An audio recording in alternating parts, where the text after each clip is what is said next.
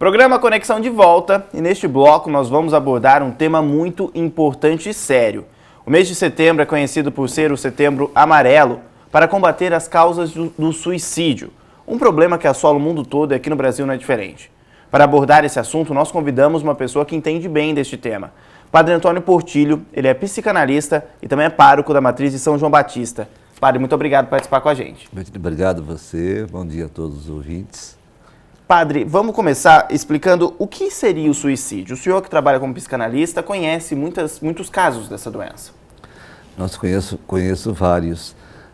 Eu penso que é importante nós pensarmos um pouco o que leva ao suicídio, né? Porque o suicídio como tal seria o tirar a vida, né? Tirou a vida. Mas para falarmos disso, acho que é importante nós também discutirmos algumas coisas que levam a isso.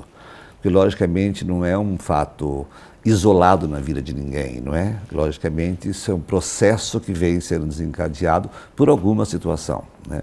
E situação que muitas vezes torna-se insustentável, né? E que a pessoa de fato não consegue mais lidar, não consegue mais vivenciar aquilo. E no momento, eu diria até no momento meio de surto mesmo, quer dizer, ou no momento de descontrole total, a pessoa pode chegar a isso, vai chegar ao suicídio. E hoje em dia, as pessoas que chegam ao suicídio estão mudando, né, esses perfis. Hoje em dia, muitos jovens até mesmo procuram por isso. Sim, na verdade, porque são situações também muito diferentes, não é? Porque ao mesmo tempo que nós vivemos num tempo, num mundo em que se apregou tanto a comunicação, né? Se fala tanto de comunicação, mas se a gente parar para pensar um pouco, as pessoas estão muito isoladas, elas estão caminhando para um isolamento. E um isolamento onde, de fato, elas acabam ficando somente com elas, ou tendo que ficar somente com elas, por N situações. Por medo, por insegurança, né? Por insatisfação. Isso faz com que, na verdade, elas vá se perdendo muito, né? Essa perda de si próprio, né? Aliás, tem uma música que diz, né? Porque a perda de si próprio é relativo, né? E, de fato, é relativo mesmo, porque é preciso entender e compreender o conjunto da vida de uma pessoa, né? Não é só um fato isolado, é o conjunto da vida de uma pessoa.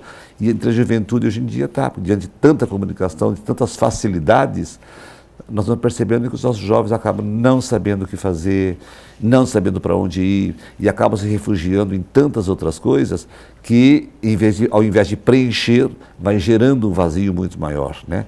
E esse vazio vai tornando a vida quase que insustentável.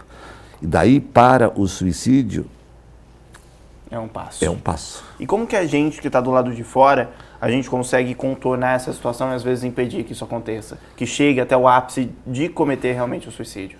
Bom, veja bem, é preciso, evidentemente, né, um bom acompanhamento, né? Um bom acompanhamento. Acompanhamento que eu digo até no sentido mesmo, no sentido terapêutico, no sentido ocupacional e no sentido médico mesmo, é preciso isso, esse acompanhamento. Agora, sempre é muito importante, quando você fala de vida, eu acho que nós nunca podemos esquecer de uma coisa que é fundamental e que diria que é um remédio fundamental, só que na verdade você não vai encontrar ele em farmácia, nem em cápsula, né? E nem em líquido, porque nós estamos falando de um acolhimento. E eu penso que as pessoas se acolhem muito pouco hoje em dia, né? E esse acolhimento que precisa gerar e favorecer, por exemplo, uma compreensão, né? Favorecer um diálogo, né? Favorecer de fato uma aproximação, seja ela afetiva de fato, né? Emocional de fato, e uma aproximação de vida mesmo, para que você possa também, eu diria, ajudar no sentido muito mais de ser solidário a isso, né? De ser solidário à pessoa, né? Você pode não concordar, evidentemente, mas ser solidário no sentido de fazê-lo, tentar fazê-lo enxergar, né? Naquilo que é possível a você. Naquilo que não é possível, então acho que o importante é acompanhar, encaminhar para que de fato possa haver esse acompanhamento, né, melhor, esse acompanhamento mais direcionado, talvez para aquela situação, que são N situações. Nós vivemos num mundo depressivo, nós vivemos num mundo isolado, competitivo. Isso vai gerando uma angústia profunda nas pessoas.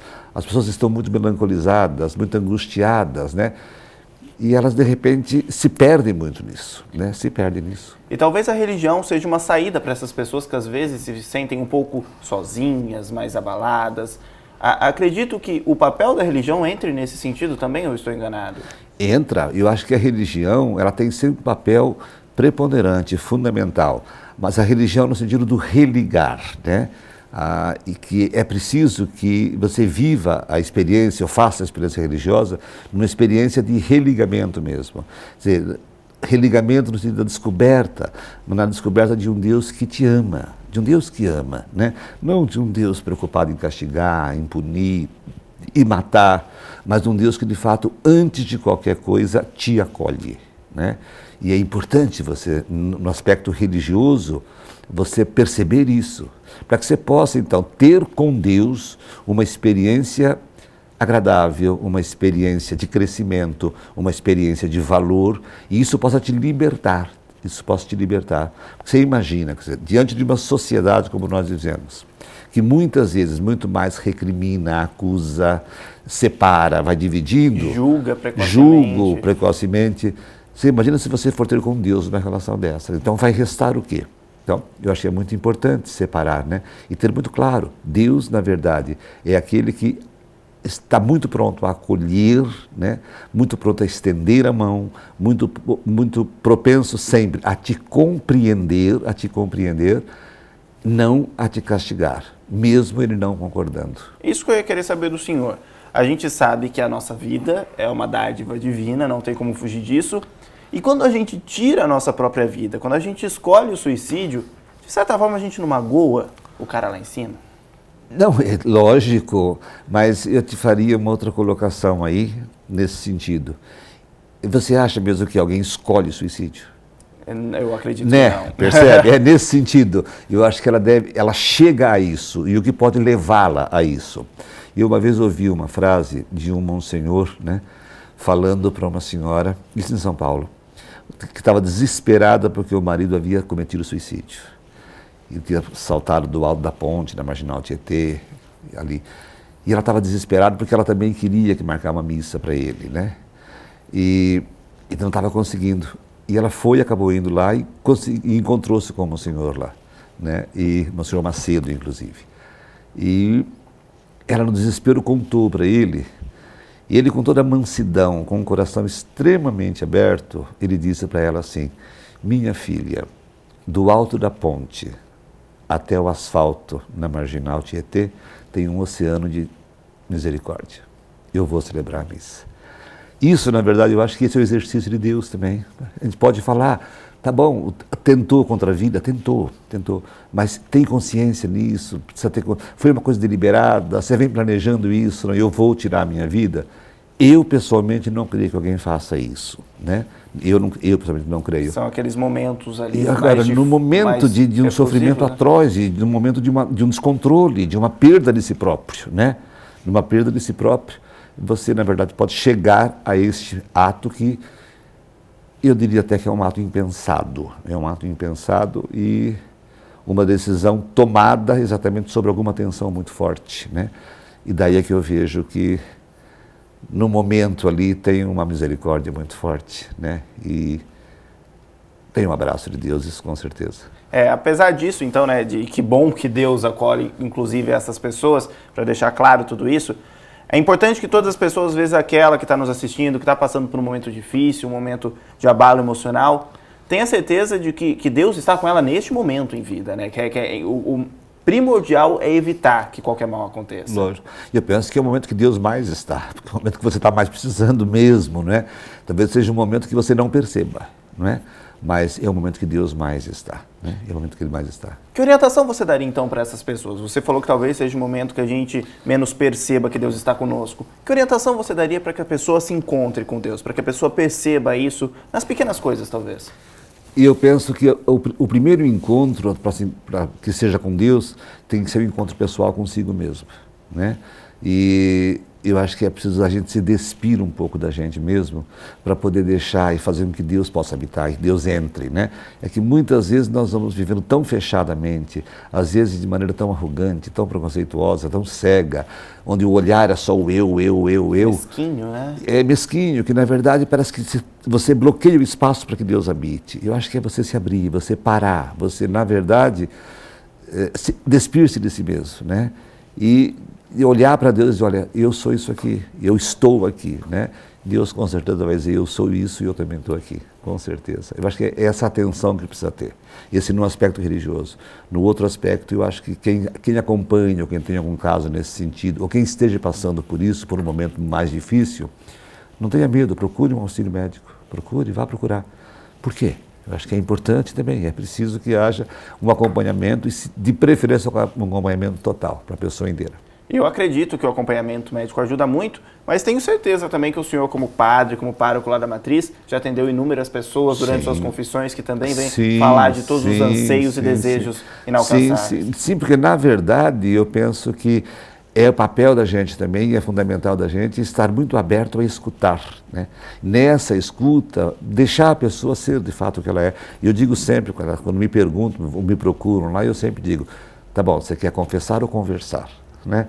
Porque eu vejo que às vezes é muito o espaço para essa escuta ou para a conversa mesmo, né, para o diálogo, acaba sendo muito pouco, né? É muito pouco na nossa sociedade, né? Então a gente não pode, enquanto igreja, permitir isso. Eu acho que a gente tem que deixar, abrir o espaço e acho que também outra coisa, abrir o coração, né? Abrir o coração para escutar e para poder de fato ser solidário com a pessoa. Não vou concordar com ela, como inúmeras vezes eu não concordo. Mas não vou ser eu a julgar, não vou ser eu a condenar, pelo contrário. Despir-se de preconceitos, de qualquer pensamento que fuja desse sentido, né? Padre, eu convido o senhor, então, para deixar um recado para todo mundo que esteja nos assistindo. Ou que esteja passando por uma situação nesse sentido, ou que conheça alguém que está passando, que seria talvez até mais sério. Eu penso que, na verdade, aí está a grande coisa, né? Porque às vezes nós não estamos passando, mas conhecemos alguém, ou às vezes até estamos acompanhando. Somos responsáveis. Somos responsáveis, lógico. E, de fato, é isso. Nós todos somos responsáveis pela vida. A vida depende de nós e nós somos responsáveis por ela. Então, se você está passando por um momento assim, ou conhece alguém, não tenha medo não, estenda a mão. Se der para você ajudar, ótimo. Se também você perceber que não dá, também não tenha medo, encaminha. Tá certo, padre. Tá? Muito obrigado pela sua participação, muito esclarecedora aqui em mais este programa. Obrigado a você, obrigado a todos, um excelente final de semana para todo mundo. Fiquem com Deus. E o recado que a gente deixa é esse: ame, ajude, converse, todo mundo se ajudando aí com toda certeza. O suicídio, esse mal aí do século, vai passar e a gente vai deixar de falar disso, se Deus quiser. Com certeza. Será ótimo. Muito obrigado, padre. Olha, a gente volta daqui a pouco, viu? O programa Conexão vai fazer agora um rápido intervalo e no próximo bloco a gente vai continuar falando um pouco desse tema até. É o Dia Internacional da Paz que foi comemorado nessa semana. Até já.